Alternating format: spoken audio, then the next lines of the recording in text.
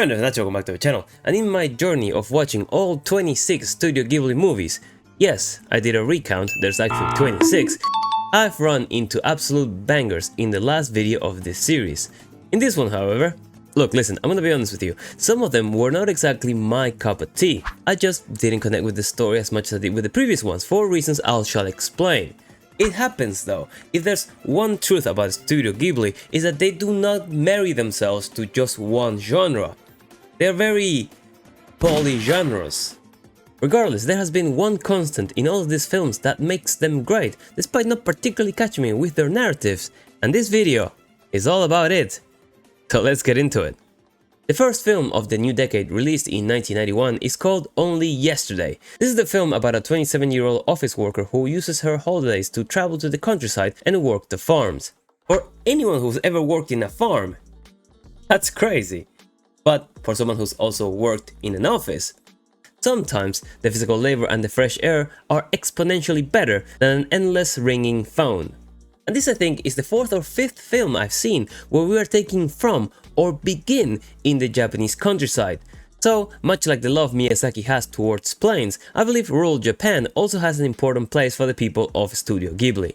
Now back to the film, this is a story of Taiko and how she grows up from being a young child of a very traditional Japanese family, her memories of always wanting to travel to the country, her interactions with her sisters, the struggles of being a young woman and feeling that she doesn't fit within her own family, and how all of that developed into the woman that she is now.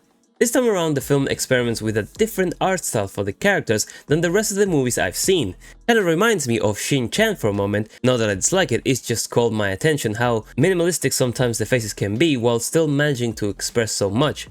This is one of the first Studio Ghibli films that I noticed uses different music outside of classical or Japanese traditional songs, and I found that to be a really nice detail. Now, similar to the rest of the films in the franchise, the architectural details of the town are incredible. I'm never gonna get over the fact of the level of work that's put into the facade of a barn you're only gonna see once in passing. And this little fact I'm gonna touch on later in the video with borderline autistic detail. So you're gonna wanna stick around for that. Like I said before, some of the movies in this video didn't really got me. 40 minutes into this one and I was beginning to get distracted. I was looking at my phone, I was scrolling Twitter. Taiko is a good character and her story is cool, but with my preference in anime, following a normal-ish story about a girl just doing life is not gonna particularly keep me hooked to the TV. That was until this scene.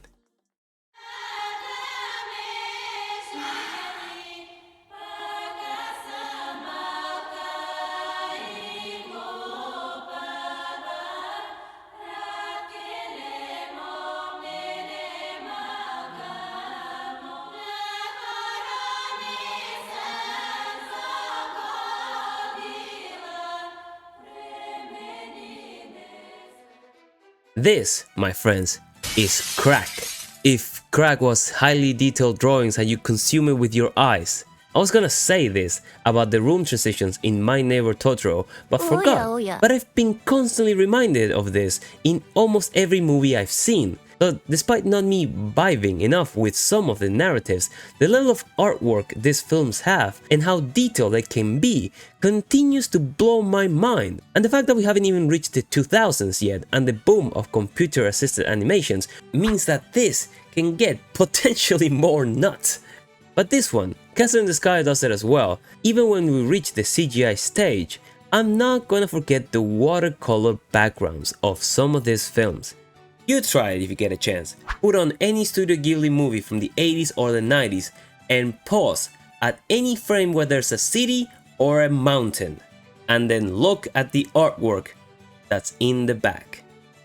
Anyways, Only Yesterday, despite not being my cup of tea, is still a beautiful film. So I suggest you give it a try, then come back to this video and let me know what you thought of it in the comment section.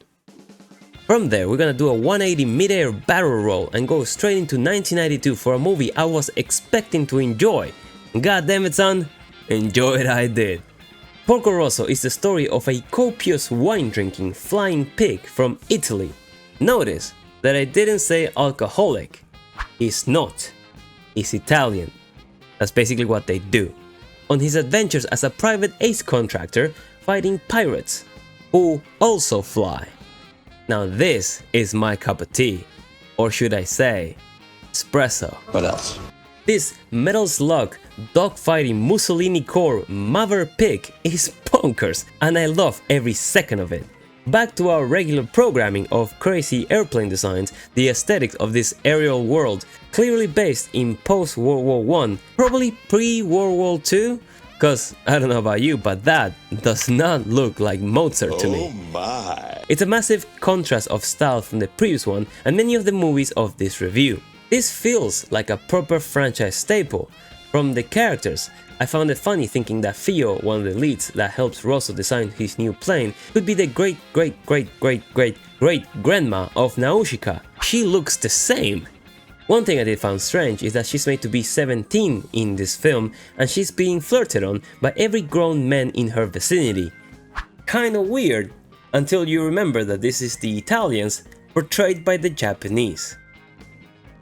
I don't think I need to elaborate on that. The art style of the characters is also iconic. It's a bit of a mix of Popeye and Lupin from back in the day, and as always the level of architectural design of places like the castle and the main cities is brilliant. I love the level of detail put into indoor spaces like the bar and outdoor spaces like the castle's garden. The ambience is really neatly set up with some fun sequences at the start and some sad and melancholic themes throughout the film that really make you invest in the story. The character of Porco is so cool. He's a flying pig, and I thought that was it, like a quick punchline of, yeah, look at the flying pig, but it goes much deeper than that. And what I like, much like the other films, is that it opens the room for the imagination for you to try to answer the question, why is he a pig? The movie briefly explains it, saying that he was cursed to change forms and leaves it at that, for you to try and fill up the gaps, and I appreciate that. I don't need them to lay off the ham for me, just point me towards the fridge. I'll make the damn sandwich. I should probably eat something. The point is, this film is great and I really enjoyed it. My only bit of criticisms comes with the ending, which I won't spoil, but I feel like I needed a little bit more closure to the whole thing. But I'll let you be the judge of that. I highly recommend it. Go watch it. The next movie in the list is the shortest one so far. However, it didn't felt short. This is both a compliment and a critique. Ocean Waves, released in 1993, is the story of two mates from... I know this is Japan and things might be a little bit different, but I want to say high school, getting together after several years for an alumni reunion in their hometown, and it follows Taku Murasaki as the narrator telling us the different experiences of his school days and how this chick coming to their class changed everything. I strongly believe that this particular film was based upon the real-life story of someone working in Studio Ghibli.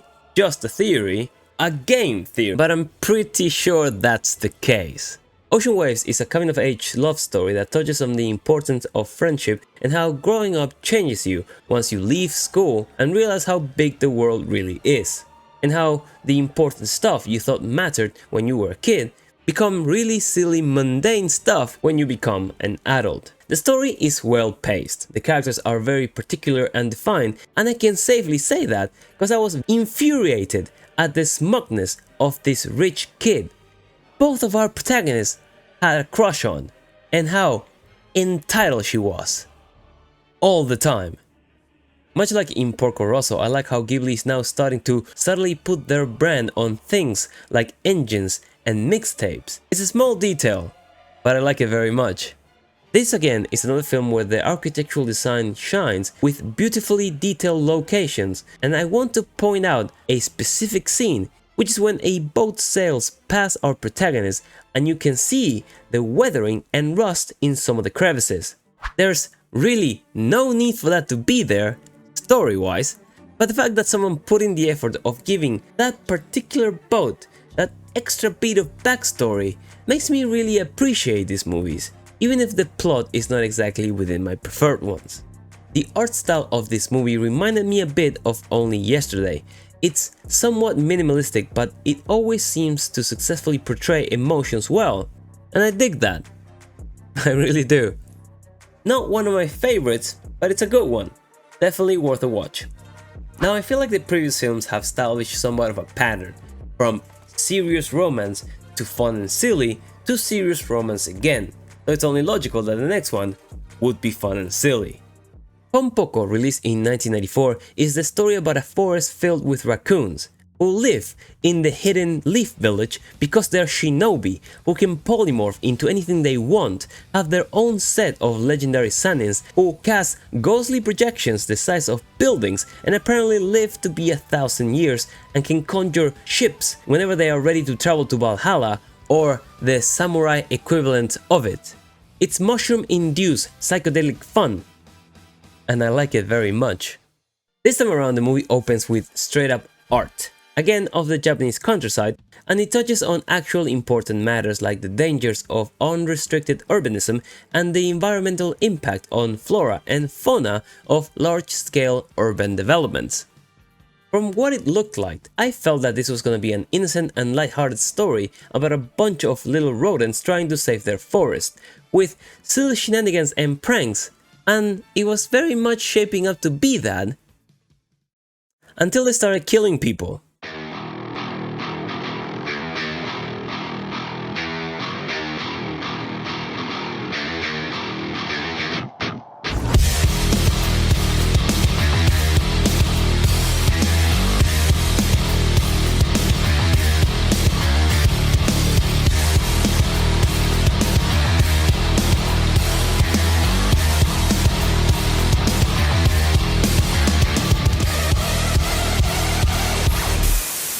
Not only that, there is a specific section of their shinobi art where they can polymorph their nutsacks to be rocks, kamikaze bombs, and remember that ship from earlier?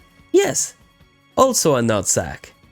The story takes place over multiple seasons and it takes a minute to get a hold of every character, but they are in their majority different from each other, at least in their animated forms, which they switch constantly with their realistic one. It has some very fun visuals, particularly towards the climax of the film, where the Jiraiya raccoon ninjutsus a whole death parade in the streets in order to fend off the humans, but accidentally makes it cool as shit. So instead of being scared and wanting to leave, they are more entertained than anything. And Shenlong also makes an appearance. Porco is not the film I was expecting. It's really weird and really fun. So I highly recommend you watch it, just not with your kids. Back again to our regular programming, we're going back to some romance, El Amore as Porco would say.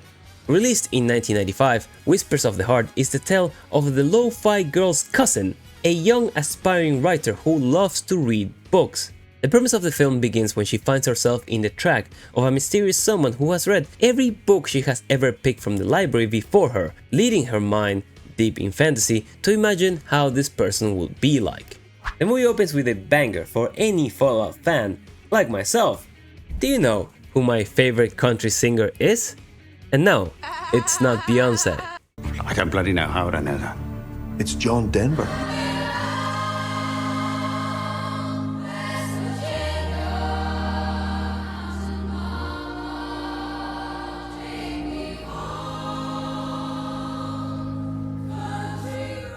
This film is kinda like Castle in the Sky. It's a cute love story between two insanely talented teenagers. Like, when I was their age, I was getting bullied in school. I wasn't handcrafting violins or translating songs. Like, what the fuck? And if I'm not mistaken, looking down the track of films I have left, I'm pretty sure that the book she writes in this film is actually one of the other films in the franchise. But again, that's just a theory. But much like the other two romantic films in this review, it took me a minute to get engaged with this. Kiki's Delivery Service and Castle in the Sky are similar in theme, as they are cute love stories but have that added sci-fi or supernatural elements that makes them different. Here, being a grounded story, is not as easy for me to get fully invested. But again, much like before and even more in this one, what I mentioned at the start of the video that makes me love these films is the masterful implementation of detail. Take for example this frame, which I sat on a bit when I was watching the film. Look at this house, the weathering of the rooftop, the radiator lines as well as the pianos, the shading of the bottom left floor. Now look to the right. Look at the chimney and the stains of the bricks, much like the ones on the top floor. Now look at the basket, the stains in the firewood and the writing in the matchsticks box. It's pretty insane, isn't it? This playhouse isn't shot for about 2 seconds. And it's one of the quickly shown sections of the antique shop where one of the protagonists lives. But even if you leave that antique shop and look to the city, almost every single frame looks absolutely unreal. The use of verticality in this film is amazing, and it's something the animators seem to have a lot of fun playing with, as if they made a long vertical storyboard and just panned the camera downwards as the character descends. I was constantly noticing stuff like the Porco Rosso clock, the barcode of the juice and the yogurt the teacher has for lunch. There's zero need, I repeat, zero, for the billboards of the passing way of the train to have weathering. But someone spent an extra 10 to 15 minutes of their 80-hour week animating this movie, carefully painting on these simple details that the vast majority of people are not gonna even notice. So here I am, pausing this whole review so you can see how these 4 or 5 signs have wear and are slightly stained by the rain and the rust. This has changed how I see anime.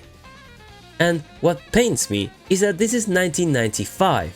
I don't know if this stuff is gonna stick around or if I've missed any of it in the animes I've watched or I'm currently watching. Back to the film, Whispers of the Heart is a cute love story that shines for its message of consistency and bravery to put the work you're passionate about out there, and how practice, even after several defeats, eventually makes the master. A lot of the OST is based around country roads and the Japanese versions of it, which I thought was a very nice detail, and the art style, again, is out of this world.